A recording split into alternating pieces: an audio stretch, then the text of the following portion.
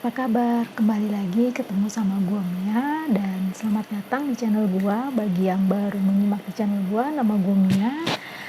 Di video kali ini gua nggak mau ngebahas tentang makeup ataupun uh, membicarakan tentang makeup ya, atau one brand tutorial ataupun apa.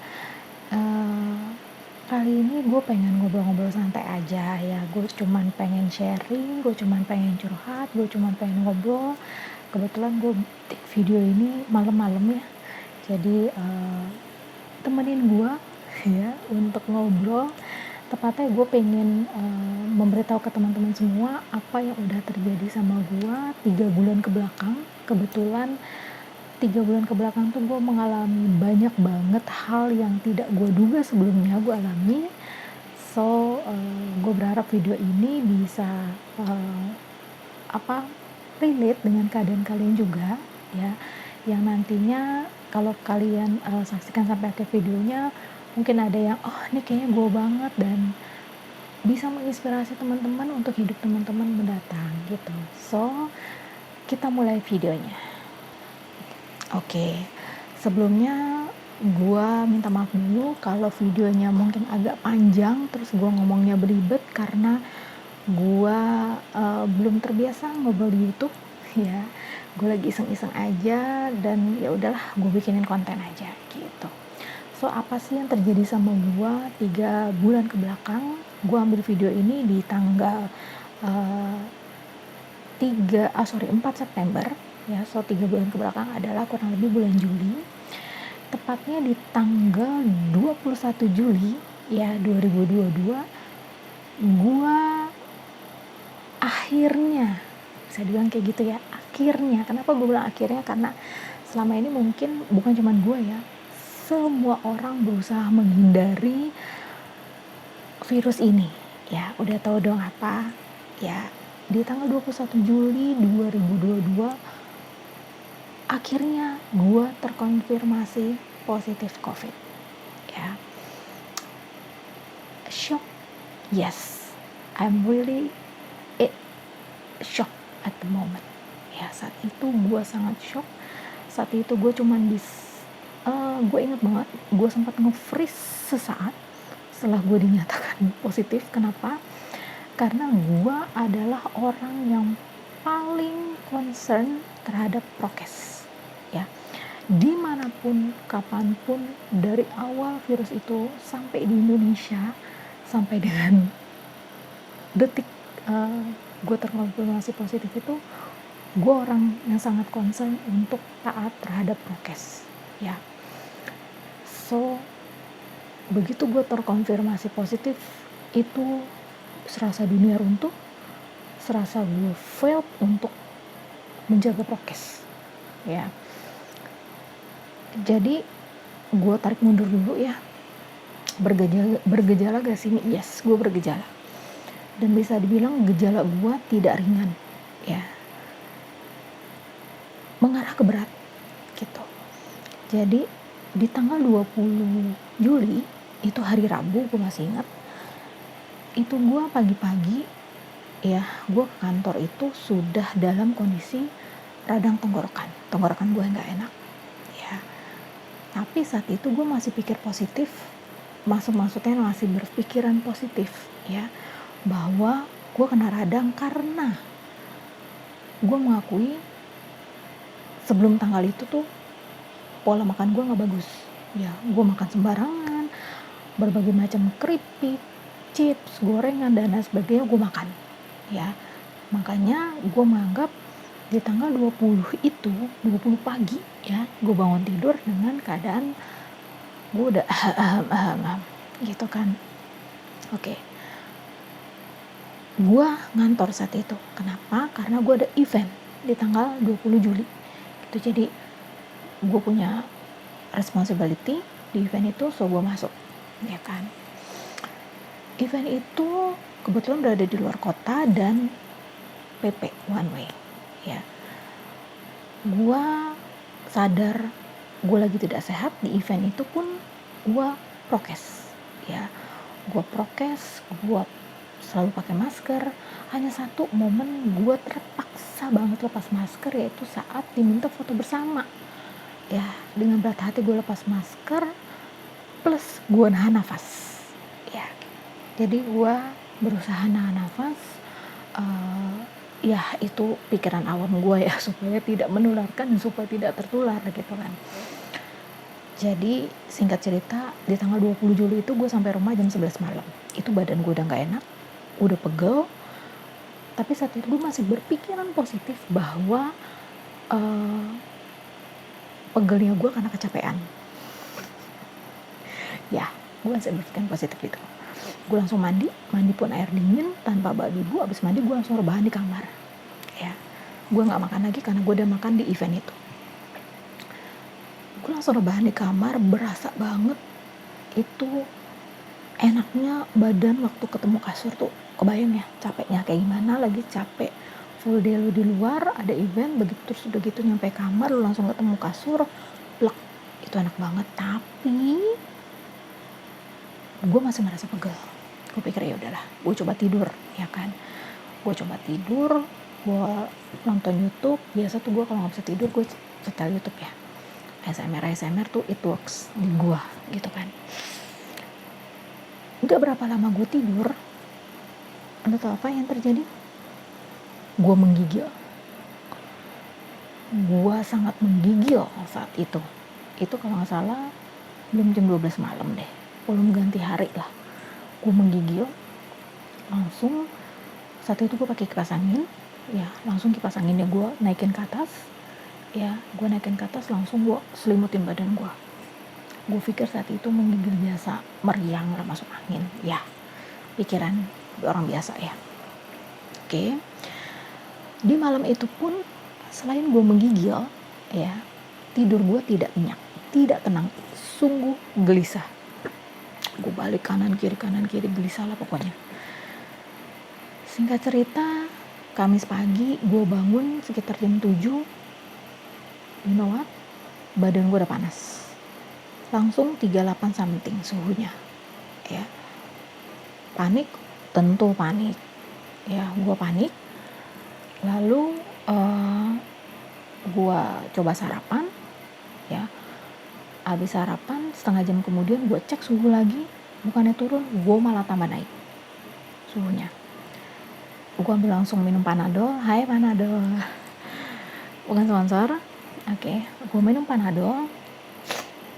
Gue selimutan sambil gue chat ke kantor bahwa gue fotoin tuh termometer gue izin gak bisa kerja dulu, gue mau nurunin panas dulu, nanti kalau sudah membaik gue balik kerja, ya kan. Habis minum Panadol, apa yang terjadi? Turun? Tidak, naik lagi suhunya, ya. Sambil gue minta tolong nyokap untuk pijitin badan gue karena sakit banget, ya. Gue tuh tidak pernah mengalami pegel kayak gini seumur hidup gue, baru kali itu pegel banget. Sampai nyokap gue heran, kok bisa gitu kan. Gue juga heran, kenapa bisa ya. Itu pegelnya gue tuh kayak mungkin maraton kali ya, keliling Jakarta kali ya, gue nggak ngerti. Pokoknya sakit banget badan gue, kaki gue terutama. Oke. Udah gitu gue coba selimutan, ya udah kelar selimutan, udah tuh enak tuh ya, keringetan. Gue mandi nih siang-siang sekitar jam 11 jam 12 lah, gue coba mandi, ya kan, karena pikir udah keringetan nih, biasa kan keringetan turun ya suhu badannya. Abis mandi enakan? Iya, sesaat. Ya, gue coba makan. Gue makan gak enak rasanya, bukan lidah ya. Cuman apa ya? Gak enaknya karena tanpa gue sadarin suhu badan gue naik lagi. Ya. Bukan rasa lidahnya, bukan ya. Suhu badan gue naik lagi dan sampai di titik gue udah merasa gue alarm dalam badan gue nyala, yaitu gue sampai di suhu 39,9 derajat Celcius. Sebelumnya 39,8, ya. Gue panik, itu udah Peringatan kedua, ya gue coba tidur lagi, gue coba rebahan. Gak berapa lama sorenya, gue cek lagi termometer, kebetulan termometer gue tuh yang di ketiak, ya. Suhunya berapa, Mi? 39,9, say. Ya. Di situ gue terdiam. What happened dengan gue? Ya. Gue langsung, pikiran gue adalah gue DBD. Ya, karena saat itu gue udah gak terlalu batuk. Tenggorokan gue udah biasa. Ya. Udah, ya better, membaik. Gue saat itu berpikirnya gue DBD. Ya kan. So, sore-sore pacar gue datang, ya langsung membawa gue berobat langsung ke klinik Kimia Farma deket rumah. Ya karena pikirnya kalau ke UGD, ke rumah sakit itu ngerinya ngantri atau prosedurnya gimana, sedangkan gue udah lemes-lemesnya, langsung makanya dibawa ke klinik aja biar cepet gitu kan. Sampai di klinik ketemu dokter, ditanya panasnya berapa hari, sehari gitu kan. Oh kalau sehari jangan, belum bisa tes darah, belum akurat. Kalau mau tes darah besok kalau masih panas gitu. Oh, for your info, gue udah minum Panadol 2 biji dan itu tidak turun. Ya. Akhirnya karena tidak bisa tes darah, akhirnya gue dengan pede, ya udah deh dok, tes COVID, swab. Ya, karena gue merasa gue nggak mungkin COVID gitu, karena udah nggak batuk, maksudnya udah membaik lah tenggorokan gue. Oke, swab, nggak lama say, cuman 3 atau 4 detik langsung dipanggil lagi positif. Gue terdiam, gue mau beritahu pacar gue positif. Ya. Layaknya orang COVID yang lain ya, itu gue langsung lapor RT, gue langsung daftar Kemenkes untuk mendapatkan obat COVID. Oke, udah tuh dimulailah masa-masa isoman gue, ya kan. Sehari ternyata batuk gue tuh, kenapa tadi gue bilang bukan gejala yang ringan, batuk gue tuh kayak udah ke paru-paru gitu loh, ngerti gak? Jadi tenggorokan gue oke, gak masalah, gue nelan gak sakit apa segala, tapi batuk, gue ngomong 3 kata, 2 patah kata aja langsung batuknya luar biasa. Ya, itu. Dan di situ, di momen itu gue merasakan, baru menyadari bahwa kemampuan penciuman gue berkurang. Ya, indera penciuman gue berkurang, nggak hilang tapi berkurang. Kenapa gue bisa bilang gue baru sadarnya adalah bokap gue nyeduh kopi saya. Biasa indera penciuman gue tuh tajam ya. Bokap gue nyeduh kopi, biasanya di sini tuh gue udah nyium tuh aroma kopi ya. Hidung gue lumayan tajam ya penciuman. Saat itu bokap gue nyeduh kopi, gue baru deket dulu nih, baru kecium kopi. Wah, gak bener nih hidung gue gitu ya. Udah berjalan 1 sampai 10, gue ikutin 10 hari ya, isoman 10 hari, tes PCR, puji Tuhan negatif ya. Jadi bisa dibilang gue negatif itu gue sembuh di awal Agustus. Pas 31 Juli itu gue dinyatakan negatif ya. Seneng banget, ya ampun, akhirnya gue terlepas dari isoman, terlepas dari kamar, dan terlepas dari memakai masker di rumah. Oke. Itu bulan Juli ya. Tadi kan gue bilang ada kejadian nih di 3 bulan belakangan. Oke, Juli itu jadi 10 hari gue isoman, gue gak ngantor, gak apa ya seperti biasa. Agustus, di akhir Agustus, menjelang akhir Agustus, ada kejadian bokap gue ya. Bokap gue itu dia ada riwayat penyakit jantung, dia sudah pasang ring, kalau gak salah 2 ya, gue juga lupa ya, Yarkit dia pasang ring.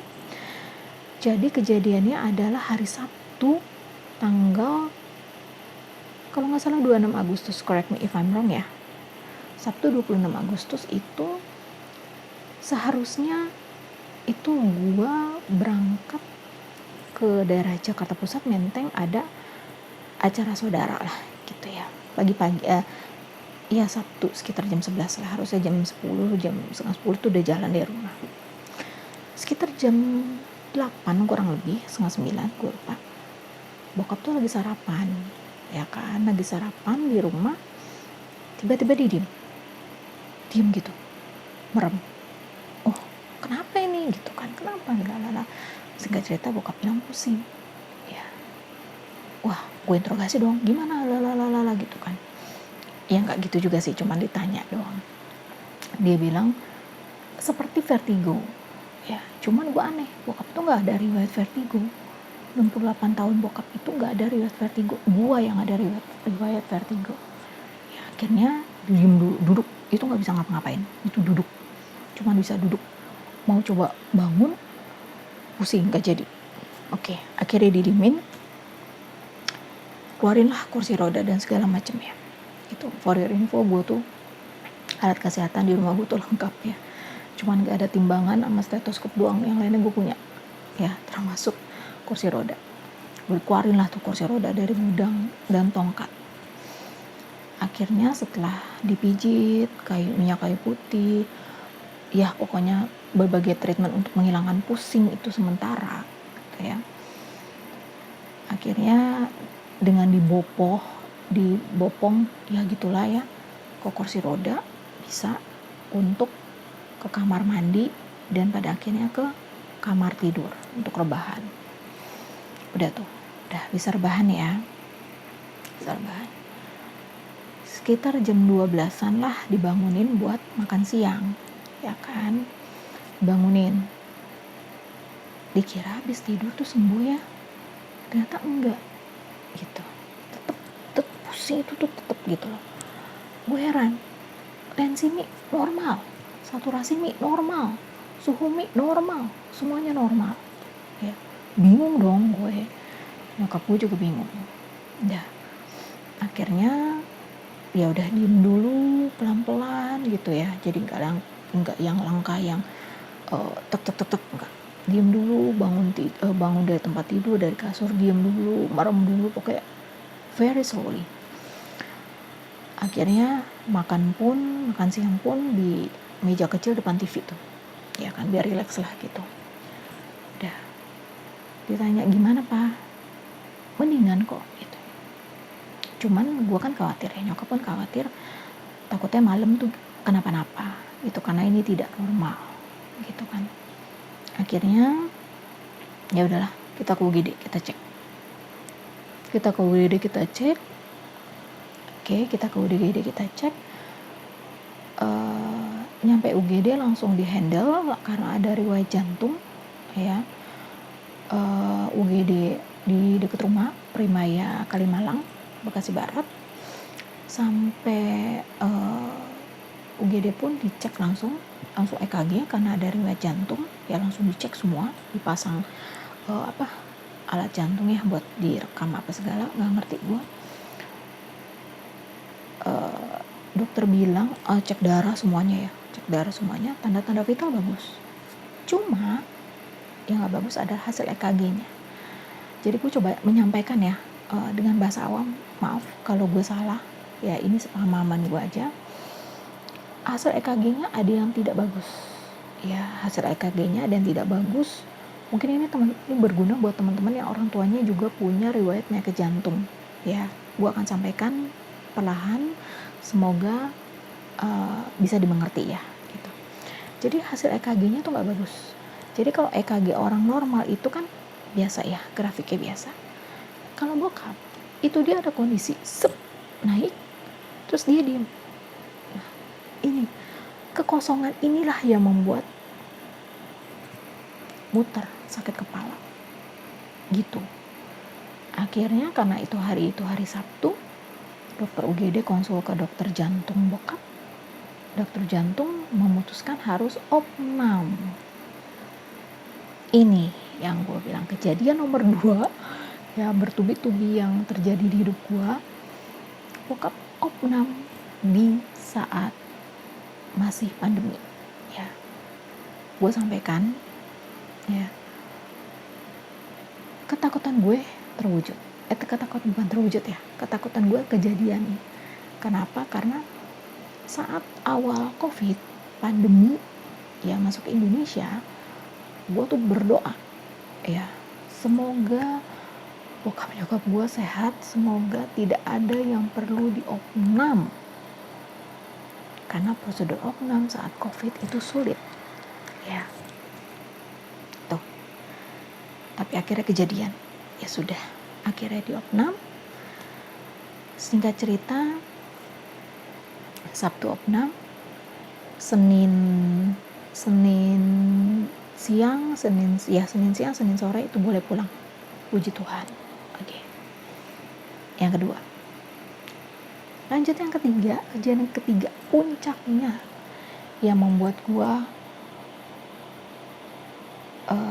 mendorong gua untuk membuat video ini ya gitu, karena bener-bener ujian banget buat gua dan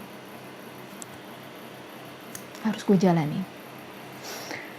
Ujian nomor 3 adalah saat ini ya, H+1 bokap keluar dari rumah sakit opnam, bokap terkonfirmasi positif COVID-19 dengan komorbid jantung.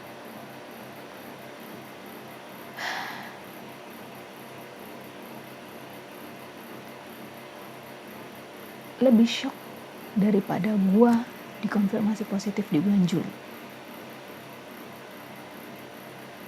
Lebih shock dari apapun. Jadi sebenarnya waktu pandemi masuk Indo itu doa gue 2. 1, bokap atau nyokap gue jangan sampai sakit yang harus opnam. Yang kedua, mereka tidak kena COVID. Dua-duanya kejadian. Gue sampai speechless lah ceritain ini lagi ke kamera gitu. Ya, bokap terkonfirmasi positif COVID di usia 68 tahun dengan komorbid penyakit jantung. Gue ngurus diri gue sendiri yang COVID. Oke, I'm survive. Ini gue mengurus bokap gue yang COVID. Kenapa gue bilang berat banget di sisi bokap? Karena banyaknya obat yang harus diminum. Gue orangnya, gue gak hafal ya obat jantung bokap tuh berapa. Selama ini gue tidak tahu obat jantung bokap tuh apa-apa aja. Tapi begitu kemarin gue ngurus dia positif COVID, gue baru sadar obatnya banyak banget. Obat jantung ya obat jantungnya banyak banget.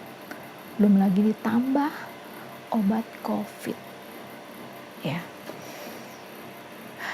Itu yang satu, pertama. Yang kedua, dengan positifnya bokap positif COVID menyebabkan jadwal kontrol jantung dia ke dokter spesialis jantung otomatis ditiadakan, alias digeser menunggu dia negatif ya. Dan ini membuat gua kalang kabut. Kenapa? 1, reschedule dokter ya. Yang kedua, kebetulan perpanjang vaskes juga itu berbarengan di tanggal ini, di minggu-minggu ini. Jadi kebayang hari Jumat kemarin tanggal 2 September itu gue ketemu dokter jantung bokap untuk minta obat jantung. Karena seharusnya tanggal itu bokap tuh kontrol jantung untuk obat rutin. Tapi karena bokap lagi positif, gue yang datang ke sana berbekal surat isoman dan gue minta obat jantung. Ya, pakai BPJS. Gue ngantri di jam 1 siang sampai jam 6 sore. Gue berdua nyokap. Luar biasa. Yang kedua, besoknya gue ke vaskes 1 perpanjang BPJS bokap. Ya. Dan lagi nanti banyak banget serangkaian yang harus gue handle karena bokap positif. Saat ini gue bikin video ini, bokap itu masih isoman hari ke 5, bisa dibilang setengah jalan.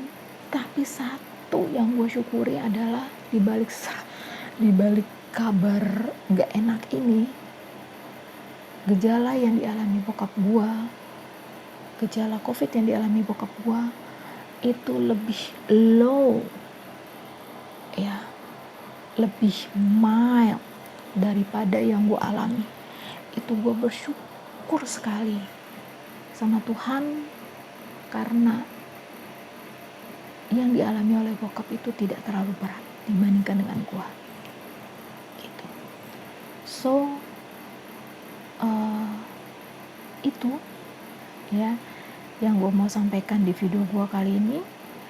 Gue positif COVID, bokap opnam karena jantung, dan terakhir bokap terkonfirmasi positif COVID dan saat ini masih isoman. Kejadian sama gue ya, makanya gue merasa gue harus membuat video ini supaya gue berbagi aja lah gitu. Dan mungkin apa yang gue alami tidak seberat yang teman-teman alami ya. Cuman di sini kenapa gue mau membuat video ini, gue banyak banget ngobrol gitu karena gue pengen sampaikan ke teman-teman yang mungkin juga lagi mengalami ujian sama kayak gue ya, entah itu ujian yang lebih berat atau lebih ringan, bahwa Tuhan itu memberikan ujian kepada umatnya itu sesuai dengan kekuatan umatnya ya. Ini in general ya, agama manapun ya, gue tidak membahas satu agama gitu kan. Di sini gue boleh bersyukur bahwa gue yang dipilih Tuhan untuk ujian-ujian ini gitu. Gue kuat ya, gue bukan cuman kuat ya, gue satset gitu loh. Gue untungnya bisa berpikir jernih, bisa mengambil sisi positif dari ini semua gitu kan. Dan ya Tuhan gak salah memilih umatnya untuk menjalani ujian gitu, karena gue menerima ini semua ujian ini karena gue berprinsip bahwa ujian ini harus dijalani, bukan dihindari gitu. Karena kalau dijalani itu akan selesai, akan ada garis finish. Kalau dihindari kita nggak tahu akan ada ujian di depan lain gitu. Hanya memindahkan, tapi kalau menjalani adalah menyelesaikan gitu. So buat teman-teman di luar sana yang juga lagi isoman atau sakit apapun, gue cuman titip pesan bahwa ujian yang kalian jalani atau rasa sakit atau apapun deh gundah gulana kalian itu pasti ada maksudnya gitu. Dan gue ngomong ini bukan hanya omong kosong doang gitu kan, tapi gue menjalani gue dari bulan Juli, Agustus, September berturut-turut ujian itu datang di hidup gue. Tapi gue yakin bahwa akan ada pelangi setelah badai. Oke, akan ada hari yang cerah, hari yang terang setelah kegelapan datang. Gitu. So buat teman-teman sekali lagi stay safe ya. Gue sampaikan stay safe karena COVID itu masih ada. Ya. COVID itu masih ada. Gue menyaksikan sendiri dan gue mengalami sendiri, COVID itu masih ada. So jangan pernah meremehkan, jangan pernah menganggap super power, gue kuat, imun gue kuat. No, COVID itu masih ada. Ya, stay safe buat teman-teman dimanapun kalian berada. Jaga diri kalian, jaga orang tua kalian, jaga keluarga kalian, dan jaga orang yang kalian kasihi. Oke? Sekian video dari gue untuk kali ini. Kalau ada yang salah kata, ada yang kurang berkenan penyampaian gue, mohon dimaafkan ya. So kita akan ketemu lagi di video berikutnya. Stay safe, bye.